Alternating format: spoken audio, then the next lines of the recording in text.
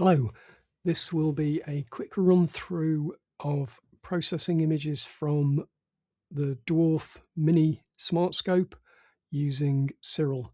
The workflow will start with the stacking process and stretching in Siril, and then I'll look at color calibration to emulate the Hubble Color Palette in Gimp.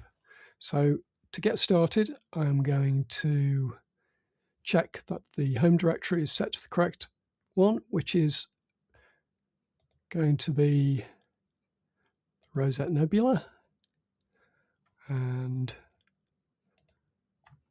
confirm that. Then I'm going to use the Naztronomy OSC pre-processing script.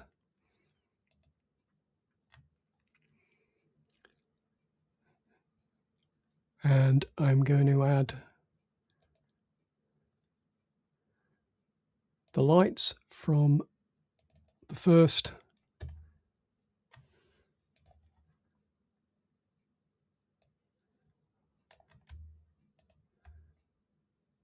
set. That's the lights. Then I'm going to add the darks taken from the cal frame folder on the Dwarf Mini. Then I'm going to add a second session. I'm going to add the lights, and these lights are both 2-panel mosaic sessions from the Dwarf Mini. And the darks.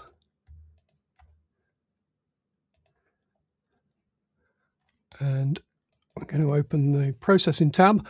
I'm not going to clean up the files. I'm going to add background extraction. I won't add any drizzle for the time being. I'm going to add some additional filter options. I'm just going to leave this at the default ones. I'm going to enable feathering because we will be looking to join up the panels as seamlessly as possible. And I'm going to add the weight stacking based on noise. So with that, I'm going to start the pre-processing of these files. So all being well, Siril will do its thing and we will have a nicely stacked image.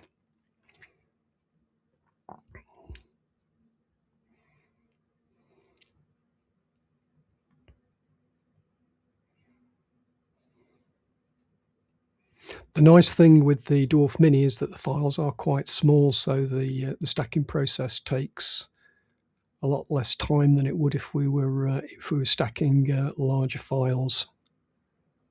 These are only sort of HD size FITS files, so they're quite efficient.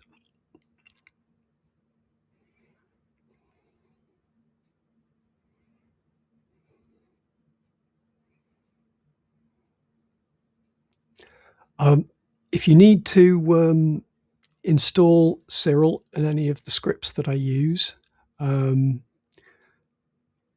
there are some very good tutorials on setting up Siril and installing scripts. I would recommend Naztronomy's YouTube channel to get started with that.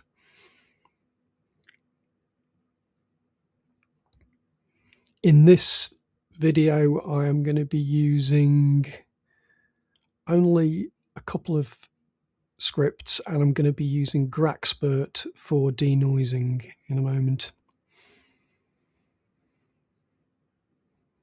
I think we're nearly there.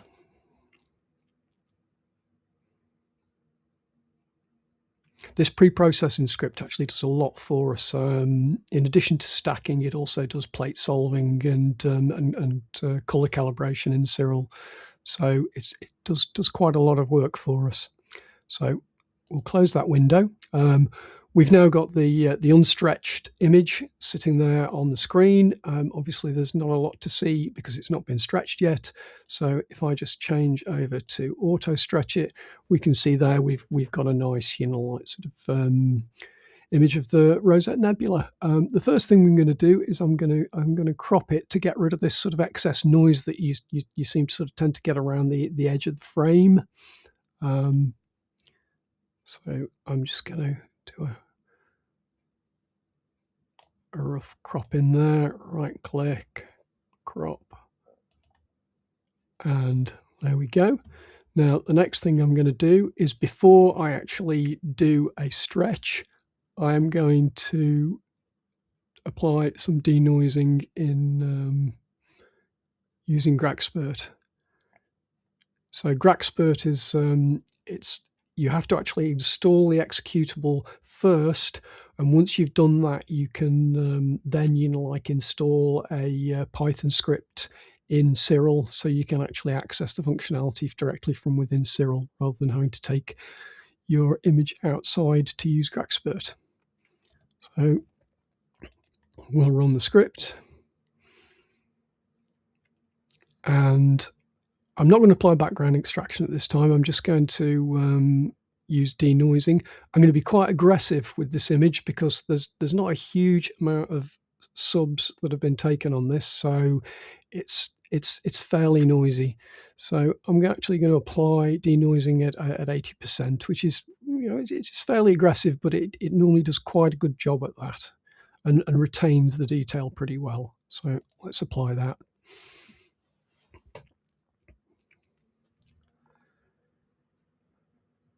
Depending on the size of the image, the denoising can take a while. It takes a lot longer than background extraction.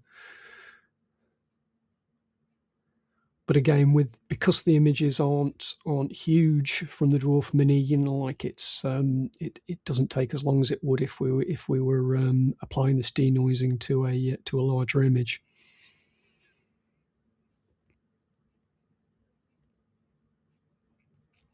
I recently applied this to a larger mosaic featuring like about 16 panels altogether, and that took quite a while to apply the denoising to. So it just really depends on the size of the image.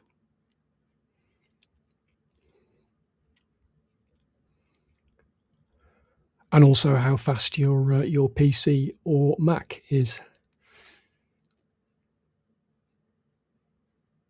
We're getting there now.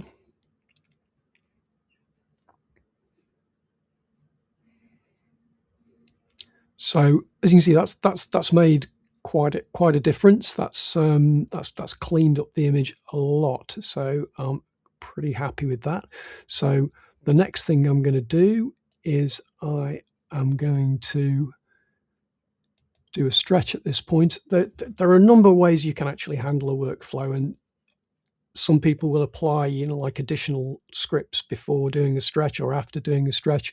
This is a fairly like sort of simple workflow that I'm demonstrating here. So like it's not meant to be like sort of the de facto way of doing things, but I'm going to use the Verelux Hypermetric Stretch, which is a nice simple stretch that does a lot of the work around stretching for us. Again, I'm going to use the ready-to-use aesthetic model, which is the simplest one. I've already selected the sensor profile for the Dwarf Mini, which is the IMX662. I'm going to click on the AutoCalc log D. I'm not even going to bother with the live preview. I'm just going to go with what it gives me, and having done the AutoCalc, I'm just going to like instantly like hit process, and there we have our stretched image. And as you can see, because Siril has done done color calibration, there's already a separation of like color tones there in the image, above and beyond like the sort of generic red that you get like sort of straight out of a dual band filter. So we're already quite well along the way to like getting that sort of nice like contrasty like sort of Hubble Palette style view, albeit at the moment like the colors are quite different. So to actually do the color correction in in GIMP, I'm going to actually do a star mask. And for that, I'm using another one of these Python scripts, and I am using SyQon Starless, which is a fairly new script, but it seems to do the job really well for me. So let's fire that up. And again, I'm going to take all of the default settings, and I'm just going to instantly, sort of process the image. Make sure that you've got, like generate star mask attached, so you actually get the stars as well as the starless version of it. I'm going to use the default subtraction method and just hit process straight away. This one shouldn't take too long.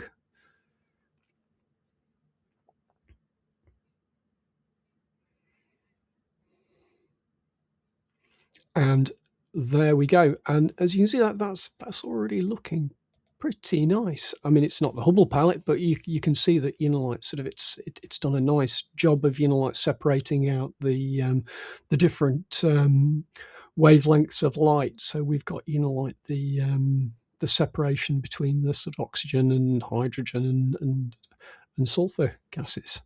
So what I'm going to do next is I'm going to save an additional file there. So we've got the starless one, and I'm just going to actually save that, and I'm going to add the GNU suffix so I can recognize it. I'm going to save that. I'm going to save it in 32-bit as a fit file, and I'm now going to open that file in GIMP. So let's fire up.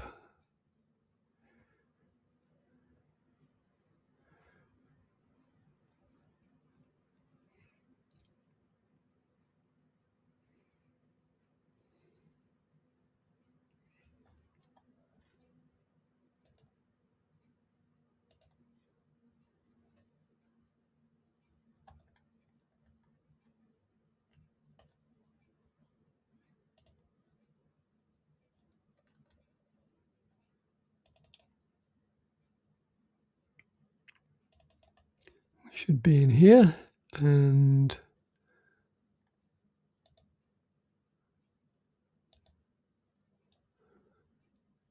there is the starless file that we've just created.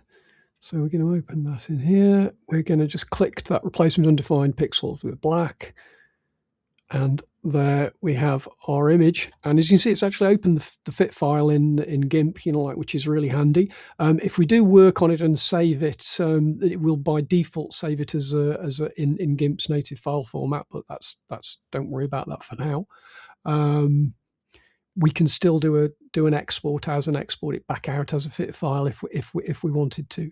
So I'm going to just change the view on that first. So we'll go to View submenu. I'm going to go to the Zoom submenu, and I'm going to fit image to window just so we can see what's actually going on with the as we apply the colorization to this image.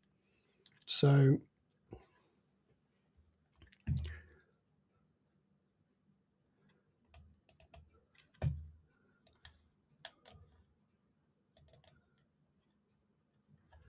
what I'm first going to do is I am going to go into the color menu. I'm going to go to the first option, which is color balance, and I'm going to apply to the SyQon. I am going to, and red channel, I'm going to reduce the channel towards the sign direction by -40. So I'm going to go -40. That might be -0.4, but let's have a look. No, it is -40. That is actually what I was looking to achieve with that.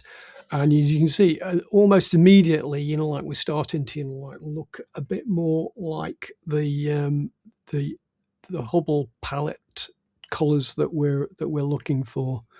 So I'm going to leave that at that for now, and I'm next going to go into colors again, and this time I'm going to go into shadows and highlights.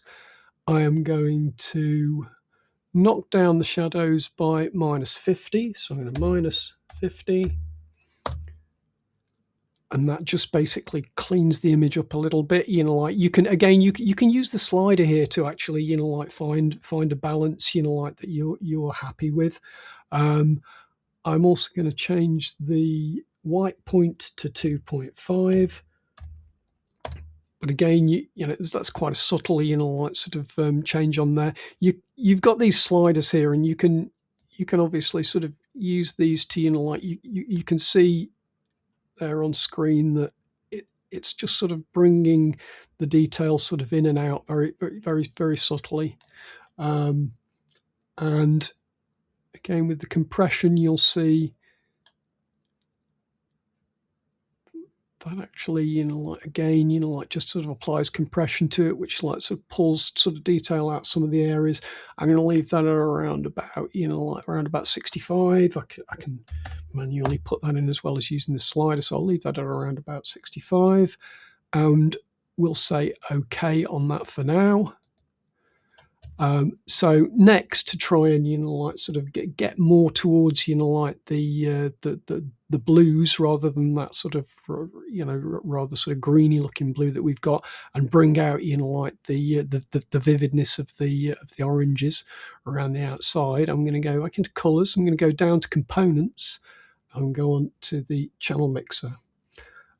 Okay, for the red channel, I'm going to take the green in the red channel down by 0.5, so it's -0.5, and you can see that's made a difference. I am going to up the blue in the red channel by 0.25, and in the blue channel I am going to reduce the red by 0.5, so it's -0.5, and I am going to put the blue right the way up to the top to 2, and there we have, you know, like sort of something that is looking, you know, like a lot more like the Hubble palette colors that we're after. Make sure that you've got preserve luminosity unchecked here, unless you want that, you know, like more vivid version of it. And you can see the preserve luminosity will actually, you know, like bring in that sort of outer, you know, like sort of halo, so we can decide whether we want to do that or not. Yeah, I might actually just leave that on for now. So we'll OK that, and I'm next going to go into colors and levels, and I'm going to just adjust the black point. There's not a lot to do there because we brought the shadows in, but I'm just going to subtly bring up the black point just to, you know, like sort of darken these outer layers. And, you know, like sort of if I wanted to, I could, you know, like if this middle slider was, you know, like sort of well above the end point of the image, I would sometimes draw it down, but the color balance on here is actually pretty good, so I'm not going to change the white point because bringing that down would just sort of starts to make things a little bit too glow. You can see it's making it quite, you know, like sort of vivid. If that's the effect you're after, that's what that will do. So we'll just subtly change that a little bit maybe, and I'll OK that again. You can then, you know, like if you needed to, you could go into, you know, like, so you could go back into, you know, like the shadows and the highlights if you needed to, and you could, you know, like sort of just sort of tweak that a little bit more to get, you know, like sort of a result that you're happy with. Okay, and again, you can potentially go back into, like the channel mixer, and you can, like potentially, like sort of just, like if you wanted sort of things a little bit subtler or a little bit more vivid, you can just sort of make the subtle changes. Be careful not to get carried away though, like sort of it's quite easy to, like sort of get, start to actually like lose the plot with this. If you apply quite radical changes in some of the color channels, you can get, like really quite, quite vivid and quite strange, like sort of color variations. You can see I'm just messing about here to give you an idea. So, but we don't really want that. So I'm going to just leave that at that for now. So, assuming that like we're happy with the color balance that we've got, what I'm going to do now is I am going to go in and look for the star mask. So I'm going to File, I'm going to Open. It's in the Rosette Nebula. It's in Lost Modified, and it is the star mask that we're after, which should be a nice little replace undefined pixels with black. And this is the star mask for that image. So what I'm going to do is I'm going to go select all. So we've selected the star mask. I'm going to go edit. I'm going to go copy, and I'm going to go edit. Now you need to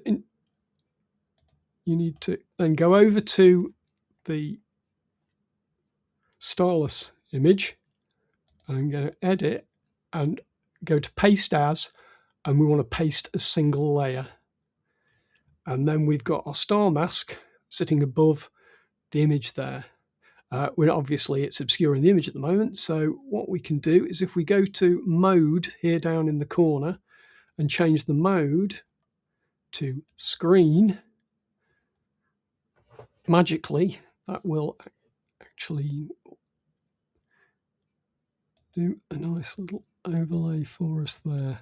And I can, like basically sort of decide, like sort of how much, like sort of I want the stars there. And once you've actually got the star mask in place, what I also will tend to do is you can actually go back into the colors on the actual main image and see if you want to kind of, actually just pushing up the contrast a little bit, just to create a more pleasing integration.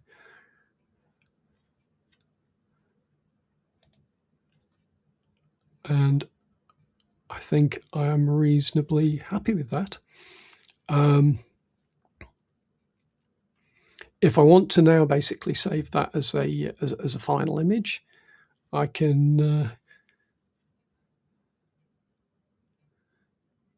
go to image, and I can flatten the image. That will basically just change it into a single layer, and then I can go File, Export As, and down at the bottom here you can select as, and if you select,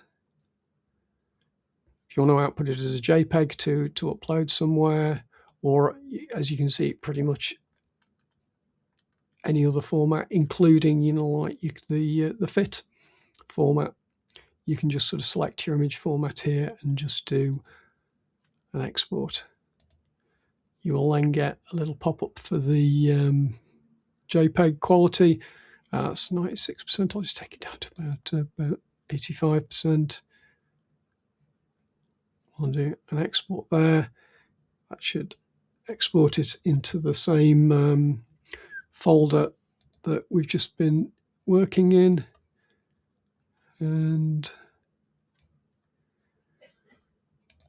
there is our final image. It's a little bit green at the moment. Could probably improve the color balance on that and make that a bit bluer. But for the purposes of a nice quick demo, I think that will probably do. So thank you for